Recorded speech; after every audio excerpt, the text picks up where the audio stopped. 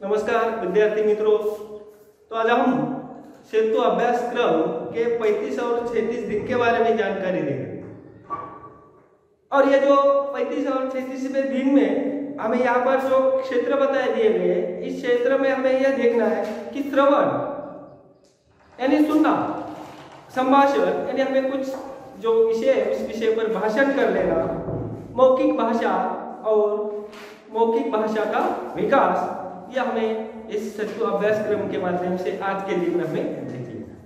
देखो, इसमें पहले ही जो कृति है कि छात्र समझ पूर्वक श्रवण करेंगे और शब्दों में व्यक्त होंगे, लेखन कौशल्य रखेंगे।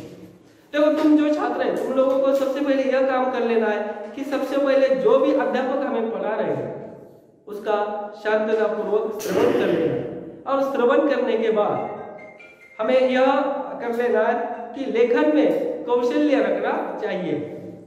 और उसके बाद में संकल्पना हमें यह है कि उपयोजित लेखन हमारा किस तरह से है, रचना विभाग है और पत्र लेखन।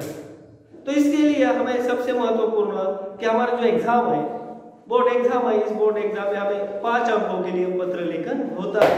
तो देखो, पत्र लेखन लिखने के पहले हमें चर्चा किस तरह से करना चाहिए, गुट चर्चा, गुट यानी पूरे जो कक्षा है, कक्षा में एक साथ मिलकर यह चर्चा करना चाहिए कि पत्र को किस तरह से लिखना होता है।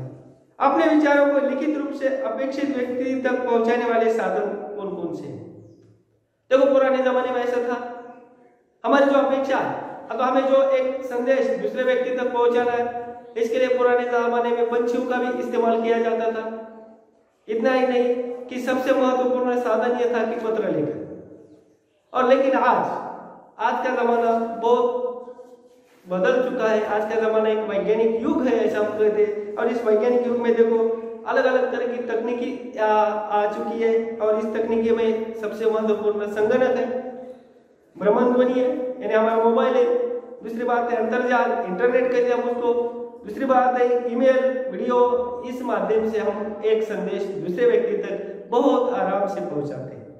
लेकिन आगे यह कहा कि परंपरागत संपर्क साधनों में अपने भाव और विचारों को अपेक्षित व्यक्ति पहुंचाने वाला साधन केवल पत्र ही है।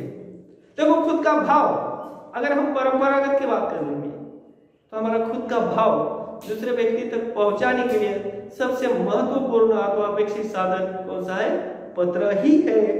तो अध्यापक पत्र लेखन के विभिन्न विषयों पर छात्रों से कुछ चर्चा करेंगे। सबसे पहले एक है, हमें कुछ मांगना है तो हम उसके मांग पत्र कहते हैं। आगे कहा कि अगर हमें कोई शिकायत कर लेना है किसी से तो हम उसको शिकायत पत्र कहते हैं। और अगर हमें किसी से ये अनुमति लेना है तो हम उसको विनती पत्र कहते हैं। और इसी तरह ये जो पत्र है, और एक है, अगर हमें कुछ हमें दे देना है अथवा हमें कोई सर्विस की मांग कर लेना है तो हम उसको आवेदन पत्र कहते हैं। तो देखो, आगे ये बताए कि पत्र के हम किस तरह से लिखेंगे। पत्र लिखते समय हमारे एक महत्वपूर्ण क्या होना चाहिए, तो ये दो पत्र लेखन के 2 प्रकार बताए हुए, एक औपचारिक पत्र और दूसरा अनौपचारिक पत्र। तो देखो, सबसे पहले हम पत्र लिख रहे हैं, पत्र लिखते समय हमारी कृति किस तरह से होना चाहिए। तो इस कृति में बताया कि औपचारिक पत्र है, इस औपचारिक पत्र की कृति हमें कैसी है। तो देखो, पत्र हम लिख रहे हैं ना, सबसे पहले हमें तिथि बहुत जरूरी है। मानो तिथि आज की हो अथवा हमें काल्पनिक तिथि डाल सकते हैं, लेकिन तिथि बहुत जरूरी है। दूसरी बात है, अगर है तो ईमेल डाल सकते हैं। उसके बाद में हम जिसे पत्र लिख रहे हैं उसके प्रति एक आदर भाव होना चाहिए। प्रति जो भी व्यक्ति को हम लिख रहे हैं उस व्यक्ति का वहां पर नाम आएगा। हमें जिस बारे में पत्र लिखना है उसका विषय भाव होना चाहिए। उसके बाद यह बताए कि हम पत्र किस संदर्भ में लिख रहे हैं और हमें क्या वजह से पत्र लिख रहे हैं, वो वजह उस संदर्भ में होना चाहिए। उसके बाद में महोदय, देखो, पत्र लिखने के बाद विषय विवेचन करते हुए, जो महोदय ऊपर लिखने के बाद नीचे विषय विवेचन कर कर हम उस पत्र को शुरुआत कर लेते हैं। और उसका प्रारंभ, मध्य और उपसंहार और आखिर में बहुदिया और हमारा क्या होना चाहिए, हस्ताक्षर होना चाहिए। इसी तरह यहाँ पर यह हम औपचारिक अथवा अनौपचारिक पत्र लिख सकते हैं। और यहाँ पर एक बात बताई कि देखो पत्र हमें किस तरह से लिखना है। दूसरी बात कहता है कि आओ सक्षम बने, तो उसमें बताया कि देखो हमें संबोधन करने के लिए आना चाहिए।